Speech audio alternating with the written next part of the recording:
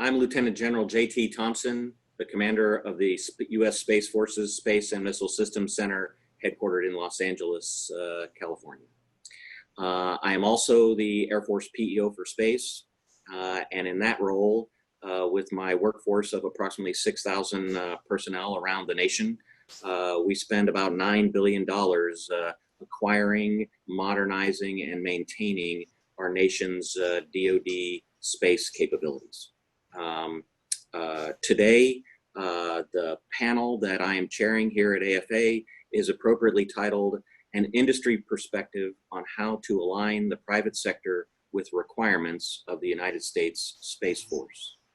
First of all, I'd like to thank all of you for joining us, and thanks to the Air Force Association for sponsoring this panel.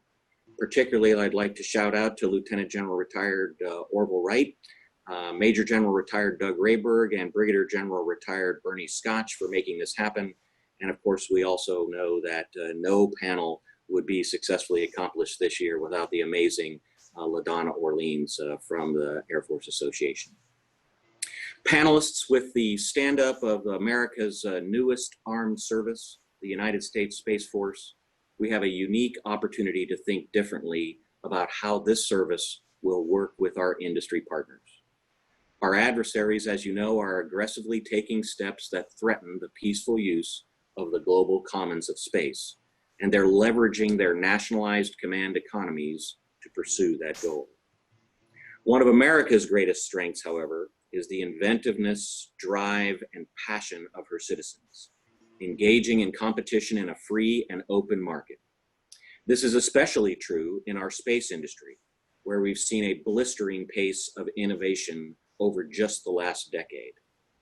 So as we embark on building a United States Space Force and modernizing the space systems and architectures that we currently have, it is my pleasure to have joined with me today 4 senior leaders who are leading the way in ensuring America's dominance in space launch and on-orbit defense capabilities. Joining me today are Dr. Bruce Chesley, the Chief Strategist for Space and Launch Division of the Boeing Defense, Space, and Security. Mr. Blake Larson, Corporate Vice President and President of Northrop Grumman's Space Systems Sector. Mr. Rick Ambrose, Executive Vice President of Lockheed Martin Space, and Mr. Tory Bruno, President and Chief Executive Officer for the United Launch Alliance, or ULA as we know them. First of all, I'd like to give each of the panelists the opportunity to make some brief opening remarks. And so leading us off today will be Dr. Bruce Chesley from Boeing. Bruce? Good morning. Thanks, General. Thanks for hosting this illustrious panel, and thank you to the Air Force Association for coordinating this virtual event this year. You know, it's really exciting, the stand-up of the United States Space Force. You know, it's really a culmination of a career's worth of work for me personally. You know, I started my career at Space Command and at the National Reconnaissance Office during my time of service in uniform. And now I have over 20 years beyond that in industry supporting national security space and commercial space and civil space. And you know, the time is right for the stand-up of a space force. And you know, we're delighted to continue to be partnering in that endeavor with General Thompson and the rest of the leadership. You know, of course, the reason we're here is that the threats and the opportunities are rapidly evolving, as General Thompson said. And, you know, the Space Force is needed to effectively compete in this area. And, you know, what are the implications of that for industry? You know, do we need to change how acquisitions are done? Do we need to change, you know, what industry is? Does industry need to become something different to support the rapidly evolving threats and the new needs? You know, how do we leverage the successes of the past, as well as, you know, learn from some of the failures and difficulties that we've had in the past in order to meet this new reality? And, you know, how do we guarantee that our nation maintains and improves upon the greatest and most capable space systems that we have in order to ensure our national security and continued economic prosperity? Industry has a crucial role to play in all of this. And in fact, I think we have more than a role. I think we really have an obligation in this new construct to rapidly identify and resolve these issues and bring these capabilities to bear in order to preserve our advantage in space. Okay, thank you. And now joining us for his opening remarks is Mr. Blake Larson from the Northrop Grumman Corporation. Blake? Thank you, sir. Hello, everyone. I'm really happy to be here and pleased to participate on this panel with my esteemed colleagues, and thanks to General Thompson for you hosting this discussion. As was said by others, these are really dynamic and exciting times in the space business. The continued evolution of space as a warfighting domain and the establishment of the Space Force are creating an environment where it is even more critical that industry and the Space Force collaborate and communicate, and do that frequently. Forums such as this with AFA and this panel are good examples of that interaction. Look forward to this and many more. It's been exciting to see the Space Force roll out, and with key emphasis on things like speed, agility, and affordability, which we as an industry are embracing and must embrace because, as we know, our adversaries are moving quickly. So we as an industry must focus on bringing heightened sense of urgency to the mission and focus on that mission that has made the United States a leader in the space domain. We are certainly, as we realigned our Northrop Grumman businesses, we're finding great synergy to integrate that together and look at ways to operate more efficiently and more rapidly. We, like others, have to embrace a model-based everything journey where we're harnessing the power of modeling and simulation, digitally transforming the way we design, develop, and manufacture, and worry about that from system conception to sustainment and modernization. We also look beyond our doors at how we can leverage and apply technology from other non-space missions and domains and the commercial sectors, and are driving hard to take advantage of those in all kinds of technology, from edge node processing, communications, software and algorithms, and then rate production and apply them to this warfighting mission. As I said, it's an exciting time to be in the space business and part of the U.S. enterprise, and we're proud to be a partner here. So look forward to the discussion. Blake, thank you so much for those great opening remarks. Let me turn now to Lockheed Martin and Mr. Rick Ambrose. Rick? General Thompson, thank you for the opportunity to be here with you and my esteemed colleagues from across the industry, and representing the men and women that help serve the Space Force as part of Lockheed Martin Space. This year is probably like no other for the Air Force Association conducting this virtual panel. And it's probably, hopefully, just the start of the future, as I know the Space Force has been challenged become the first digital force or digital service going forward. And as we all talk together and trying to figure out how we help the Space Force, achieve that, and also help each business achieve that as we drive through some of our many digital futures and transformations. A new branch is no easy task, especially during this COVID era. So we're all learning some new techniques here. But I think, as we adapt to those challenges and move forward, that'll just make us a better industry and better to serve the Space Force and its interests. One thing I think the Space Force, as it stands up, is a major service. It's a history-making move from last time, the Air Force came out from under the Army, and now the Space Force is standing up. I think, as many have touched on, space is now contested, at least 80 spacefaring nations. As we move into that next era of keeping the peace in space and helping businesses thrive as we navigate forward. But I think being digital is going to open up a lot of opportunities. The private sector needs to be focused on how we accomplish the Space Force missions. I think you see us digitally doing a lot of our systems. Blake has touched on as well, in getting some tremendous breakthroughs. 90% of labor costs are eliminated going digital and automated, and applying a lot of these new techniques.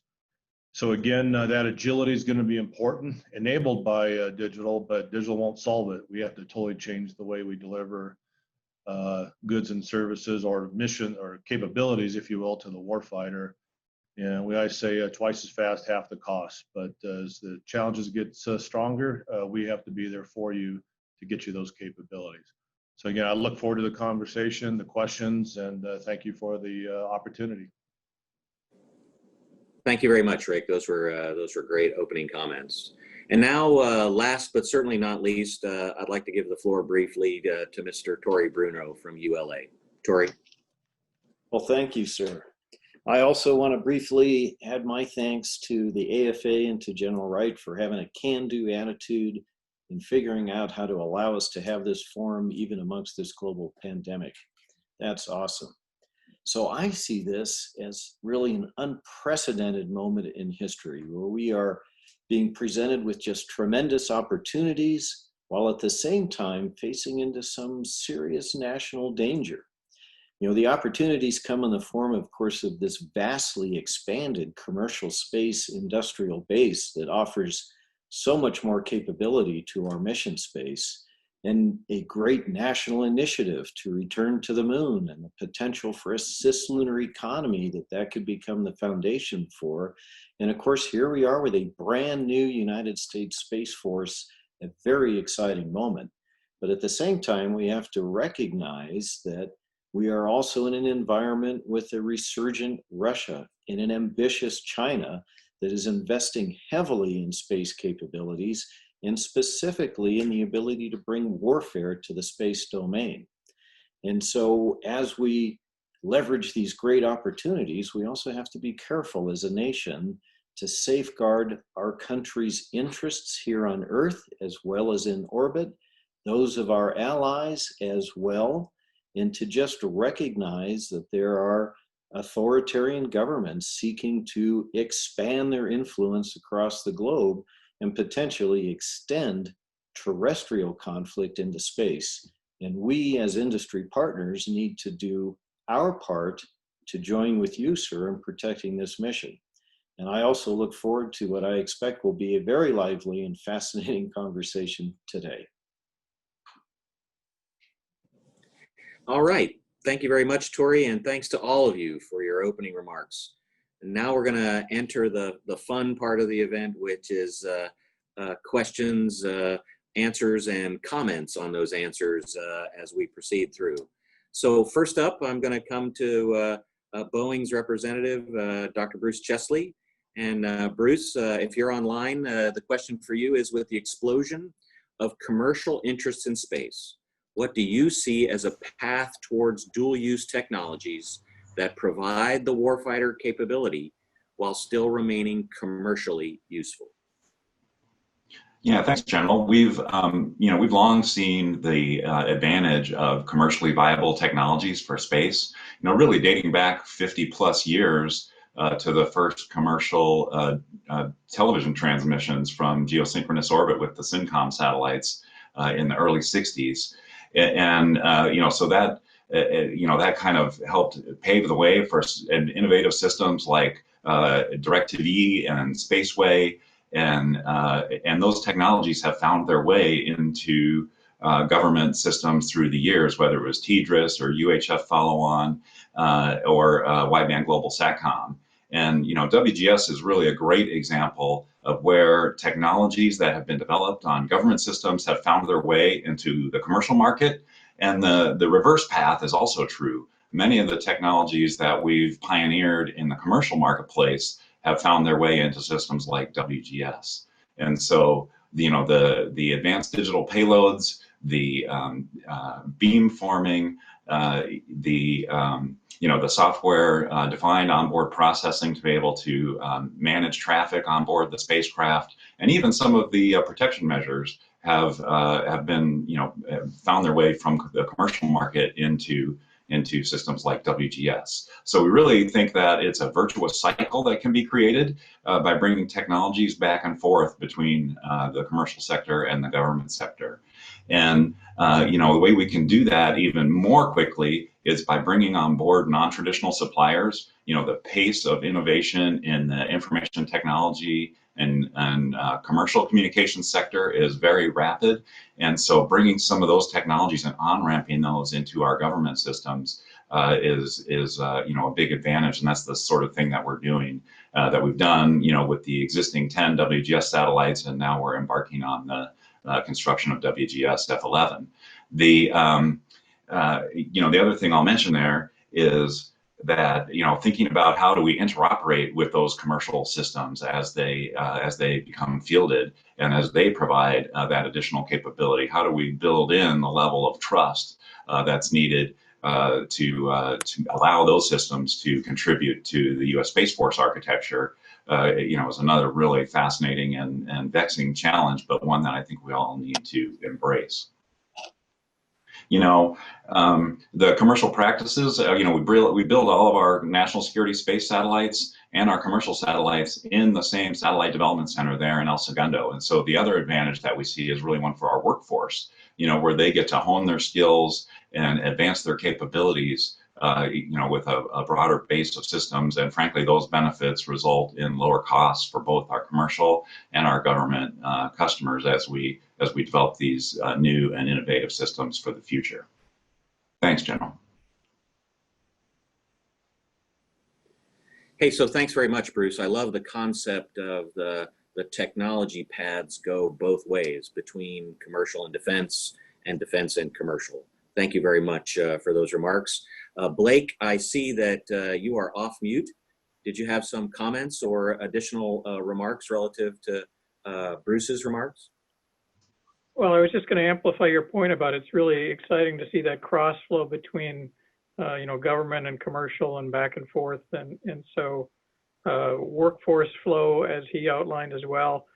For us, one of the recent exciting things is to take our space logistics business and show how you can do docking of commercial satellites. Now you can use that in a commercial business model to extend life of satellites, and how that might then cross flow back into the government and in the terminology of space mobility and logistics. So I completely agree with Bruce's points, and for the workforce as well, seamlessly transferring back and forth is important. But we can bring that mission knowledge key to the government solution and cross those technologies together and hopefully provide a solution that works. Thank you. Great. Thanks very much, Blake.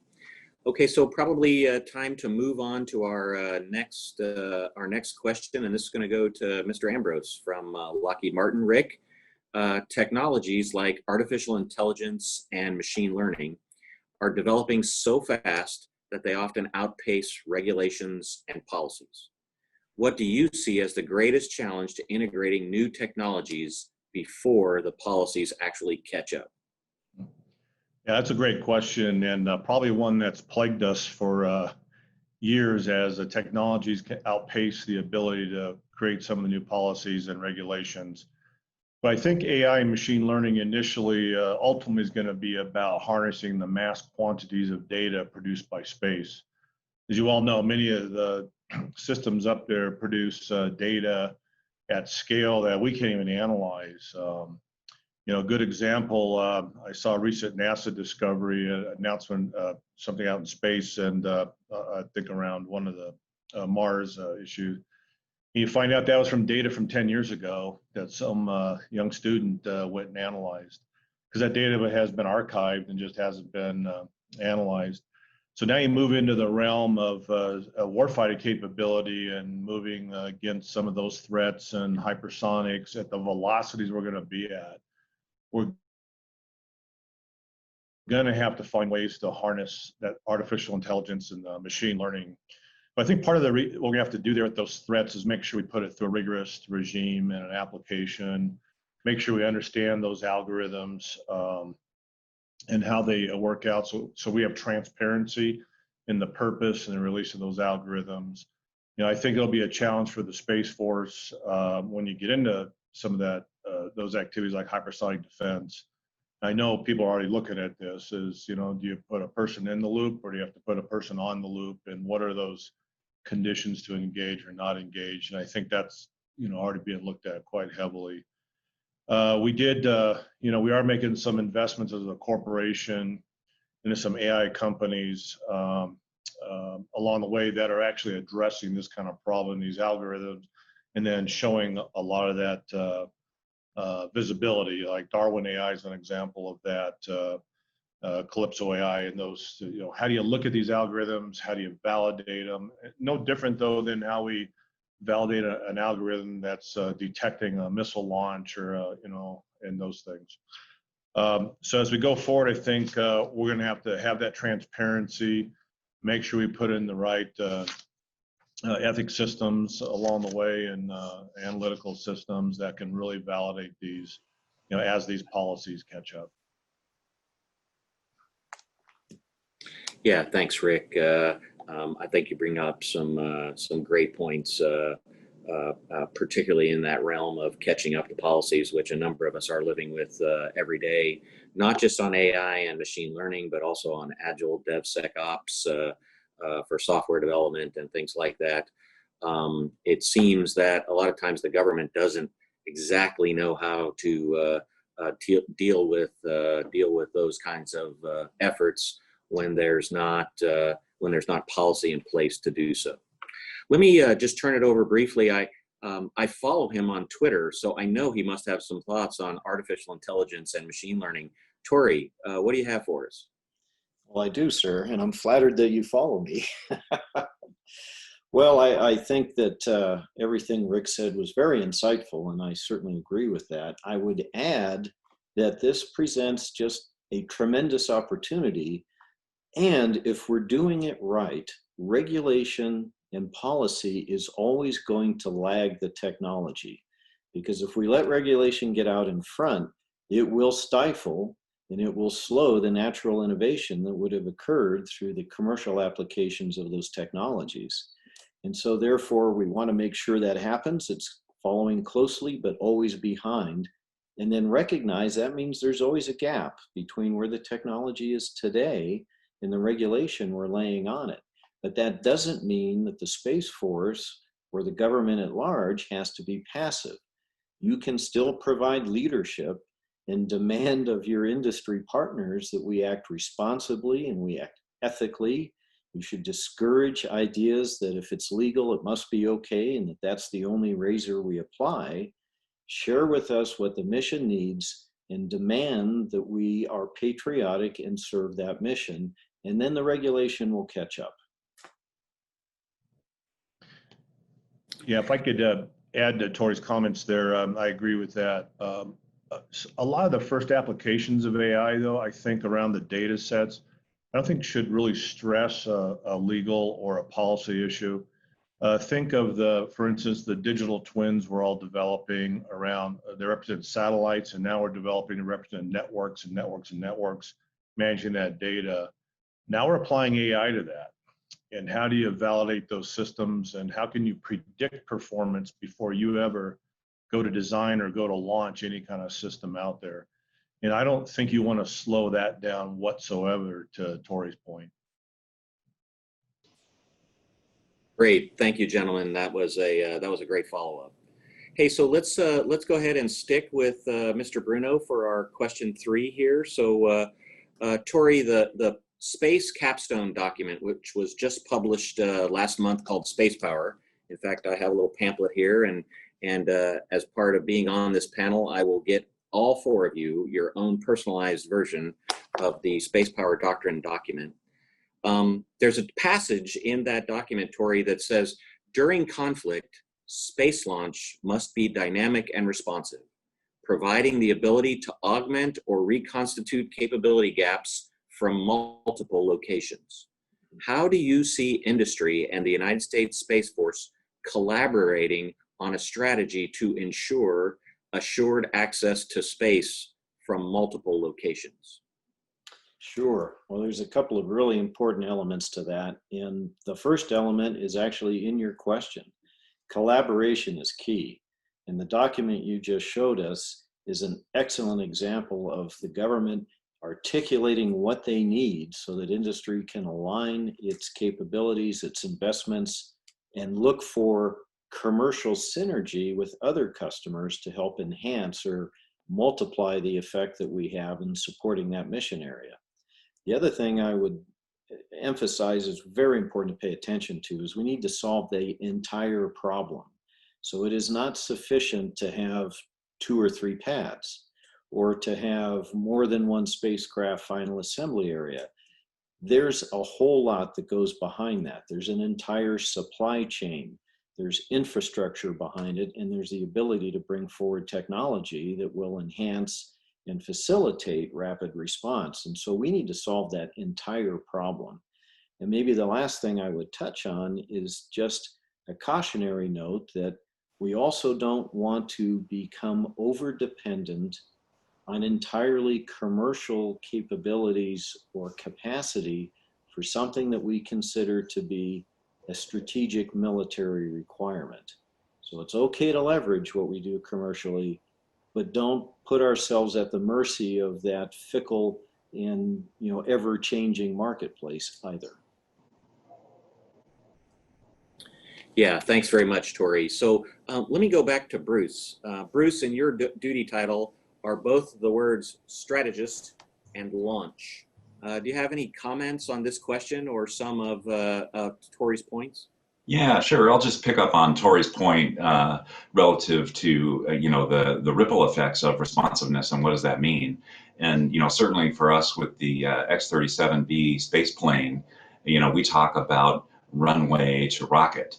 So from the time that the X-37B touches down at the end of one of its missions, how do we rapidly and responsibly refurbish it and refit it with new equipment and relaunch it and continue to add capability and responsiveness and speed to that capability.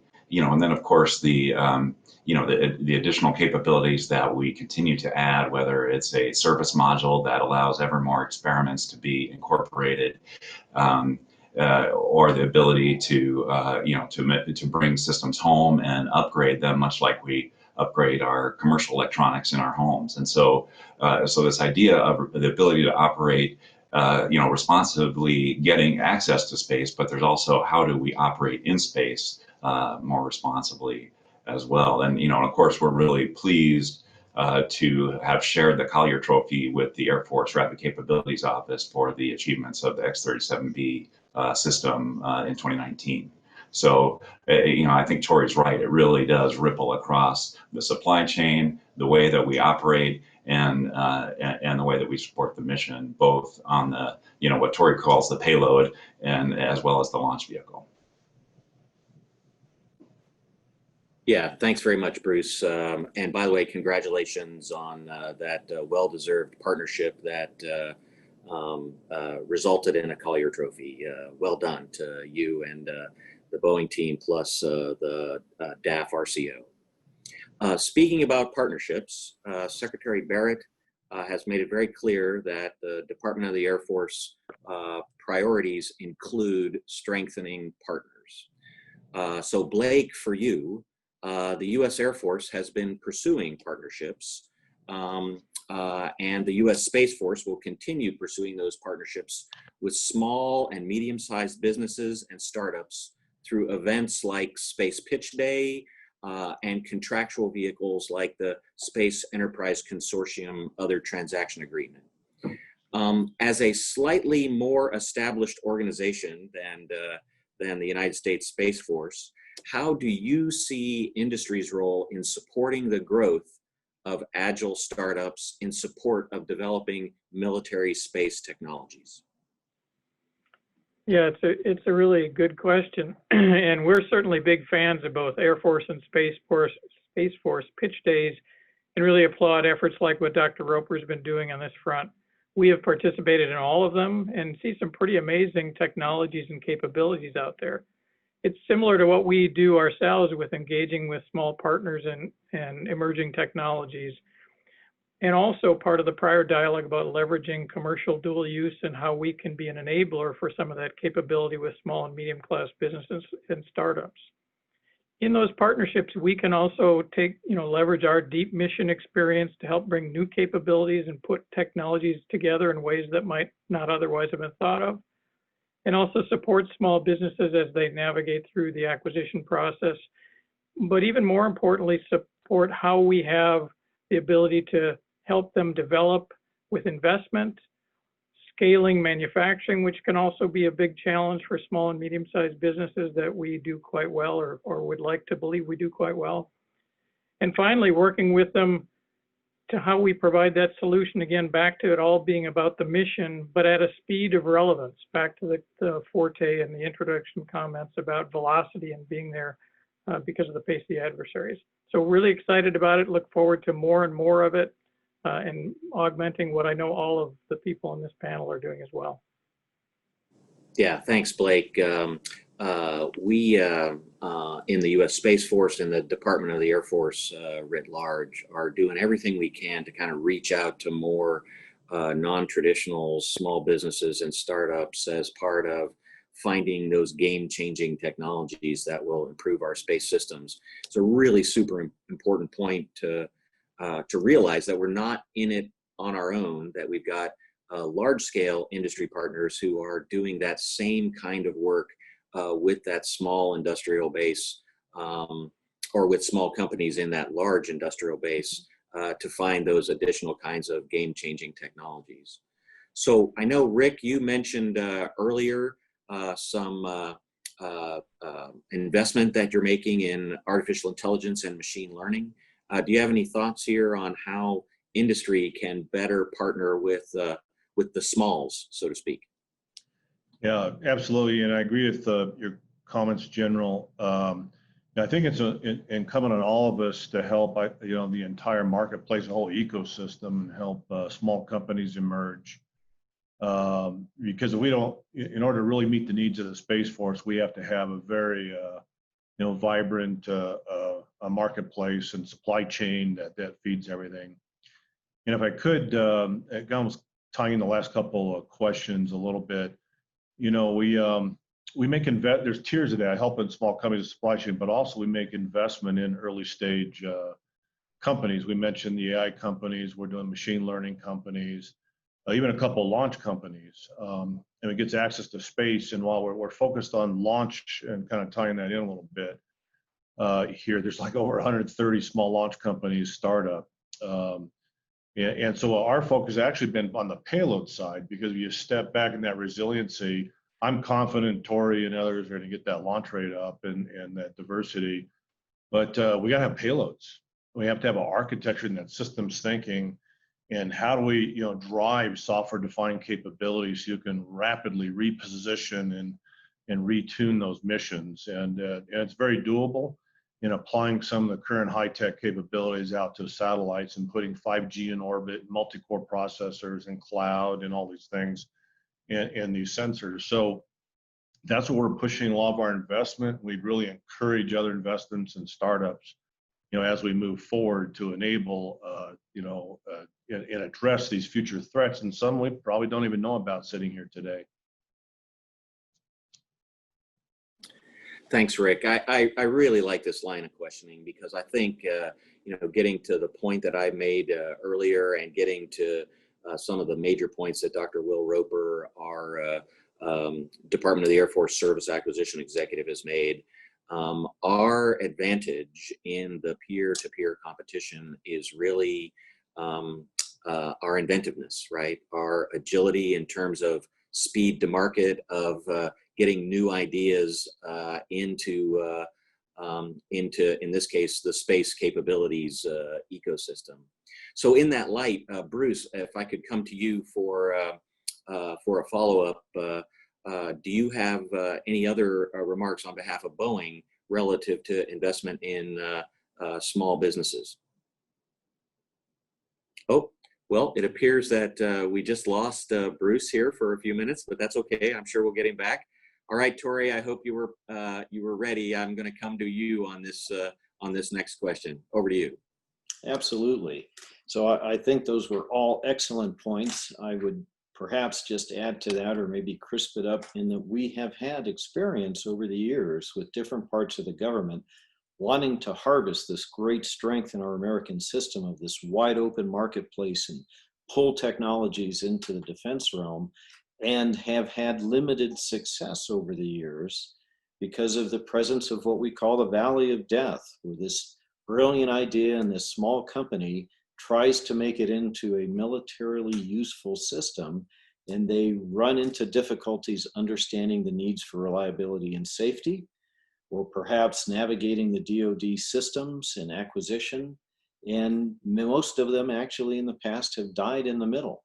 And so I would recommend that you demand of your traditional players the partnership to help pull them across, which is a little bit about what Rick and what Blake were talking about.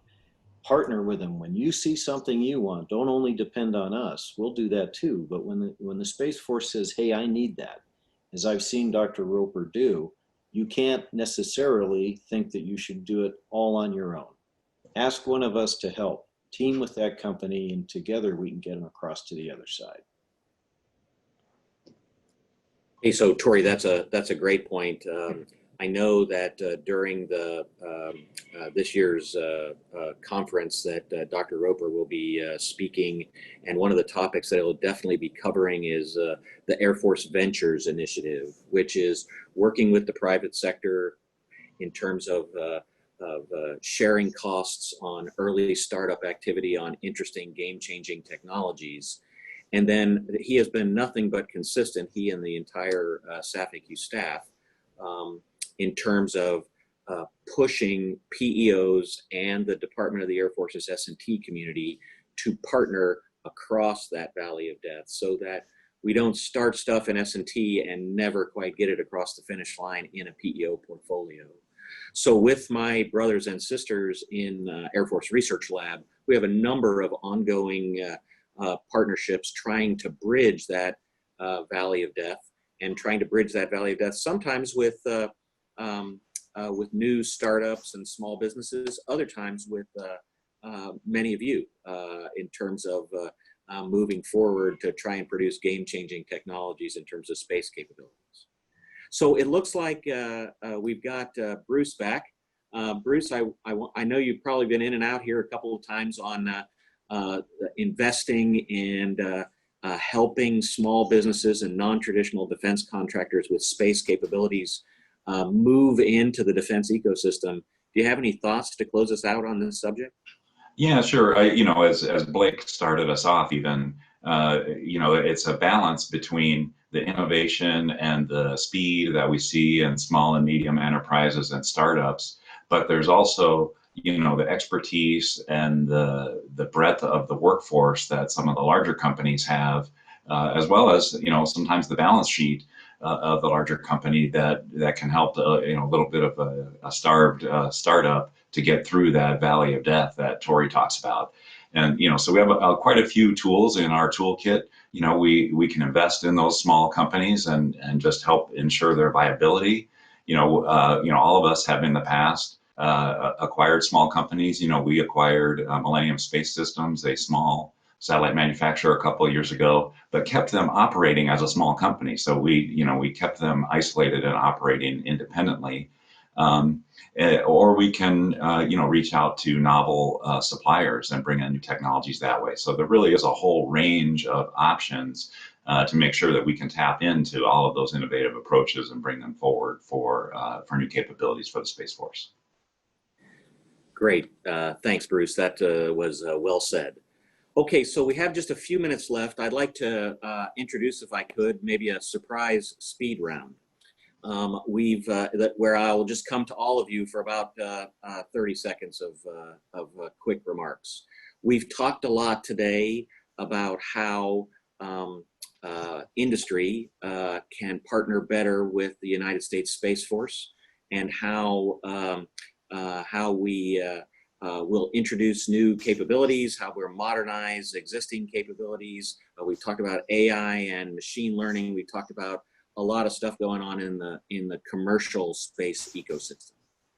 But it occurs to me that the one thing that we all need to make sure we have is a technically skilled, space-focused workforce. And so I'd like to close today by giving you each about 30, 45 seconds max to just talk about how you think your company within this industry is developing that space-focused, technically skilled workforce of the future. And I'll start with Mr. Ambrose because I know he feels very strongly about this. Rick? Yes, thank you, General. Clearly, this is one of the biggest challenges, yet opportunities that we have. We've been tackling the Space Force and the tech skills for a while. Half my workforce has been with us less than 5 years. So we have partnerships with university. We set up RF centers of excellence and development science and research labs up at the University of Colorado, advanced manufacturing in Metro State, partnerships in software at San Jose State. So we can affect curriculums and grow those folks. We put the beauty of digital. There's a ton of online classes out there. We're now moving to search techniques and bringing in thousands of online classes and developing folks that way. But I think with digital along the way, it's really changing the game, and we have access to other high-tech sources of people. In some cases, we've had to grow our own. We had our technicians were retiring at first, and we had to create this AMTAP program. It's the Advanced Manufacturing Technical Apprenticeship Program, 9 weeks certified. One of the students there said they now figured out it was a 9-week interview process versus a training program. Probably some truth to that. We're now doing apprenticeship programs for software folks that we can recruit from different demographic groups, bring them in, train them up, and then pay to get their degrees. So we're attacking this every way we can, but also we need digital natives, digitally born folks that can help serve the Space Force in the future, and that's our main focus. Great, thanks very much, Rick. Tori, over to you, same question. Yeah, so I'll add to that probably 2 things. The first is a good blend of personnel within your population. We want to see lots of folks early in the pipeline who are bringing a lot of energy and creative ideas. We also still need our senior folks to keep them from breaking anything while they're doing that. And then an environment where everybody is free to contribute and to come up with these brilliant ideas, because occasionally every one of these really dumb ideas is absolutely genius. Thanks, Tori, great answer. Blake, over to you, workforce. Yeah, I would echo all those points, and even back to the non-traditional partnerships. It's not just technology that's exchanged, but it's ideas and challenging the ways of business. So to me, it's all about culture and growing that culture that you need to acquire and groom and grow talent, and having that breadth of early and later career things, which is actually amplified and helped by the digital environment and digital engineering environment. The good news is space is still really inspiring to people that are coming online in new careers here. It's really cool to see. We've had a good luck so far. We've hired just over 10,000 people this year, and we had 3,000 interns this summer, even remotely and even virtually, which is really cool to figure out new ways to leverage that thinking and that new way of coming at things. So appreciate it. Great, thanks, Blake. Okay, Bruce, the final word is left to you for just about 30 seconds, please.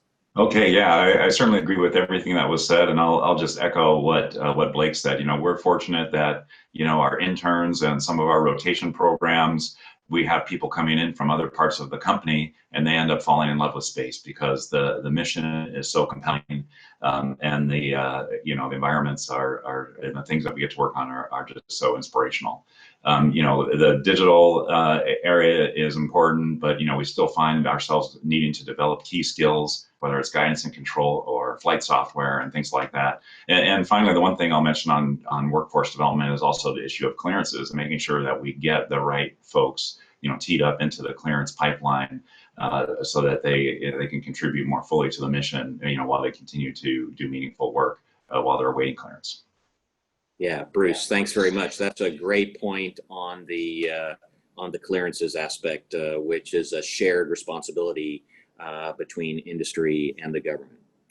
Well, we've come to the conclusion of our panel here today. For my esteemed panelists, thank you so much. That was absolutely brilliant. I really do appreciate you discussing your perspectives on space and space professionals in the defense ecosystem as we go forward. I thank you for, because we are executing programs with all of you, right? I thank you for the urgency that you all share in terms of meeting tomorrow's needs for the United States Space Force. And thank you so much for everything you do every day, you and your workforces, for helping protect this great nation. Thank you very much, and thank you to the AFA.